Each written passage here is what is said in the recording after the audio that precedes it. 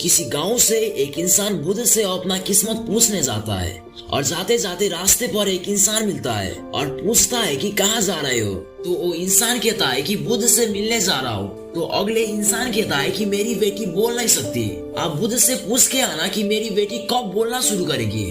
उससे और आगे गए तो जादूगर मिली और उस जादूगर ने भी पूछा कि कहाँ जा रहे हो। उस इंसान ने बोला कि बुद्ध के पास जा रहा हूँ। तो उस जादूगर ने बोला कि मेरा भी सवाल है, मैं स्वर्ग जाना चाहता हूँ लेकिन जा नहीं पा रहा हूँ। तो बुद्ध से मेरा भी सवाल पूछ के आना कि मैं कब जा पाऊंगा।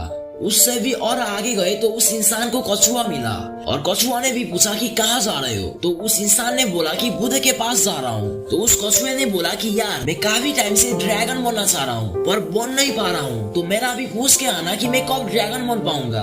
फाइनली वो इंसान बुद्ध से मिले और बुद्ध ने उस इंसान से बोला कि आप केवल 3 सवाल कर सकते हो। तो उस इंसान ने थोड़ी देर सोचा और उसे लगा कि यार मेरी तकलीफ तो काफी छोटी है, इसलिए इन तीनों का ही पूछ लेता हूँ। तो उस इंसान ने बुद्ध से वो 3 सवाल करा जो उन्हें रास्ते पर आते समय पूछने के लिए कहा था। उन तीनों की तकलीफ सुनकर बुद्ध बोले, कछुआ ड्रैगन बनेगा जब वो कवच छोड़ देगा, जादूगर स्वर्ग जाएगा जब वो अपनी जादू की छड़ी को छोड़ देगा, और लड़की बोलना शुरू कर देगा जब उसको लाइफ पार्टनर मिल जाएगा।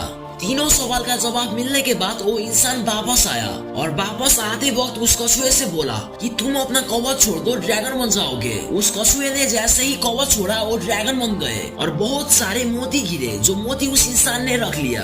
आगे जाकर जादूगर से मिला और कहा कि अगर तुम जादू की छड़ी छोड़ दो तो तुम स्वर्ग चले जाओगे। उस जादूगर ने छड़ी छोड़ दी जिसे उस इंसान ने रख लिया और जादूगर स्वर्ग चला गया। उसके बाद और आगे आखिर में लड़की से मिला तो लड़की ने उस इंसान को देखते ही बोल दिया, तुम वही आदमी हो ना जो पहले आए थे।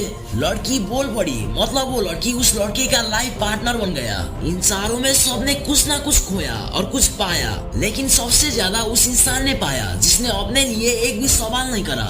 वो इतना दूर चल के जाने के बाद भी अपना एक भी सवाल नहीं करा।